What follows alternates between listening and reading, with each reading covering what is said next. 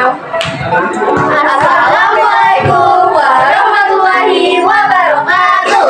Kami dari kelompok 2 ingin menjelaskan dan mempresentasikan budaya lokal, yaitu pendirian Keraton Yogyakarta. Sebelumnya, perkenalkan nama saya Arifin Cahya, saya Aidial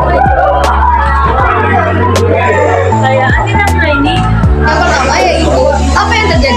Yang terjadi adalah perjanjian Giyanti 13 Februari 1755. Perjanjian ini membangun Kesultanan Mataram menjadi juga yaitu Kesultanan Surakarta yang dipegang Pakubuwono III dan Kesultanan Yogyakarta diberikan kepada Pangeran Mangkubumi. Yang kedua yaitu Pangeran Mangkubumi mendapat gelar baru Sri Sultan Hamengkubuwono I. Setelah perjanjian Sultan Hamengkubuwono I membangun Keraton Yogyakarta sebagai pusat pemerintahan budaya dan kekuasaan baru.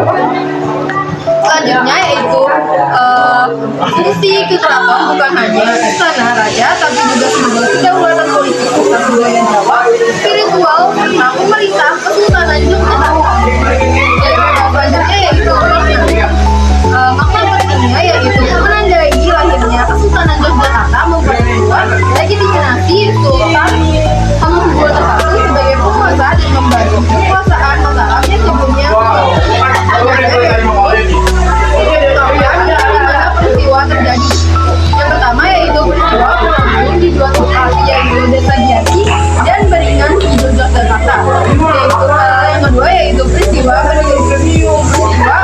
pendirian Kesultanan Yogyakarta diawali perjanjian Giyanti pada tanggal 13 Februari 1755. Pertama di poin 3 yaitu bagaimana peristiwa ini terkait dengan budaya lokal, nasional dan global.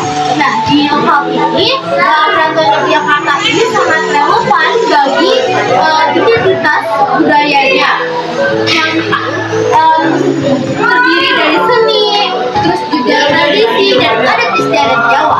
Yang kedua di lokal.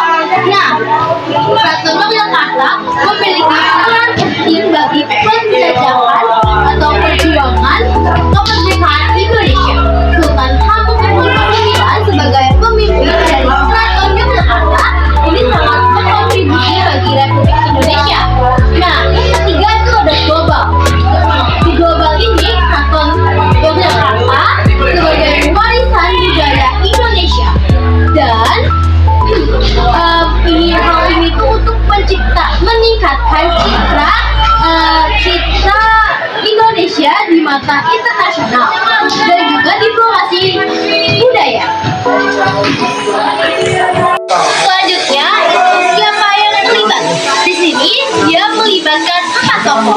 Yang pertama adalah Pangeran Mangkubumi.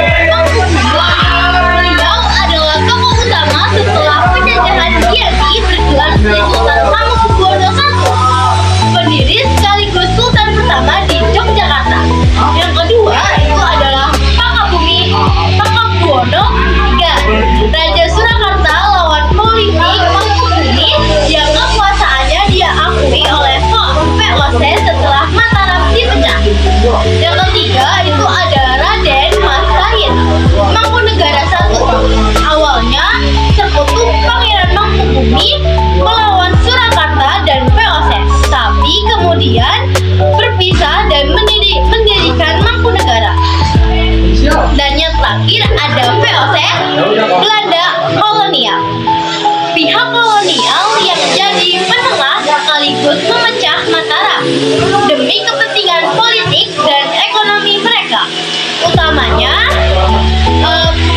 utamanya gubernur VOC itu adalah Nicholas Hartigal yang mewakili VOC dalam pertandingan. Apa perbedaan dan persamaan dengan peristiwa lain? Yang pertama, persamaan. Pendirian Keraton Yogyakarta memiliki persamaan dalam pendirian Kerajaan Yogyakarta di Nusantara. Kerajaan Surakarta atau Kesultanan Aceh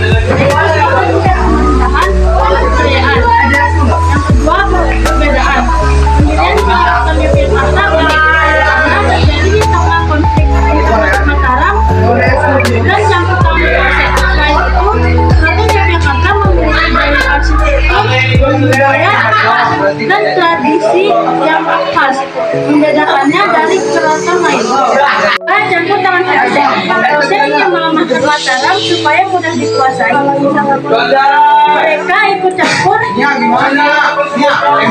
konflik, lalu mengusulkan pembagian wilayah dan tidak ada satu bahasa Jawa yang terlalu kuat.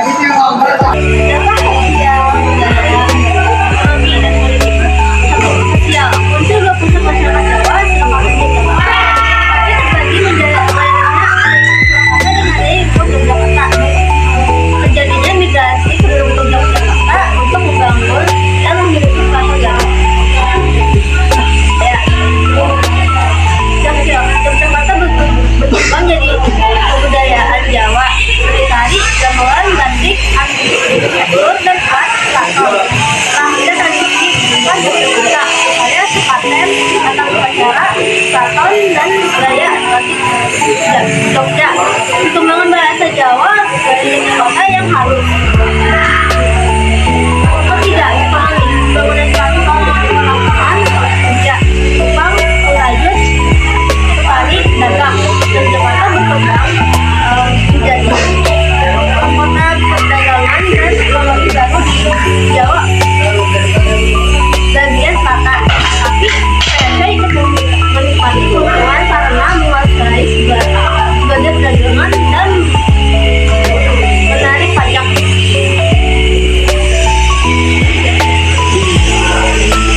Keempat, politik. Ketumpahan Mataram pecah melambangkan kekuatan politik Jawa untuk menuju pengurusan Jakarta sebagai kerajaan baru dengan hutan habis satu. Indonesia VLC makin kuat posisinya karena berhasil memecahkan gelang Mataram. Hubungan antara Yogyakarta dan Surakarta sering bergerak. Poin 3 bagian 3. Tahan dengan masa lampau, masa kini, dan masa depan. Pesisir selatan Yogyakarta adalah puncak dari konflik dan perjanjian yang panjang antara ini juga merupakan melanjutkan dari tradisi kerajaan pada Jawa sebelumnya. Selatan Jakarta masih berfungsi sebagai pusat kejayaan dan pemerataan meskipun dengan peran yang lebih terbatas. Selatan juga menjadi daya tarik wisata utama dan sumber pendapatan bagi masyarakat masa depan. Selatan Yogyakarta diharapkan terus melestarikan budaya Jawa dan berharap tradisi dengan beradaptasi dengan Keraton dapat berperan sebagai pusat edukasi dan inovasi budaya serta berkontribusi pada pembangunan berkelanjutan. Mungkin sekian dari kelompok kami. Selebihnya mohon maaf jika ada salah kata atau kekurangan. Wassalamualaikum warahmatullahi wabarakatuh.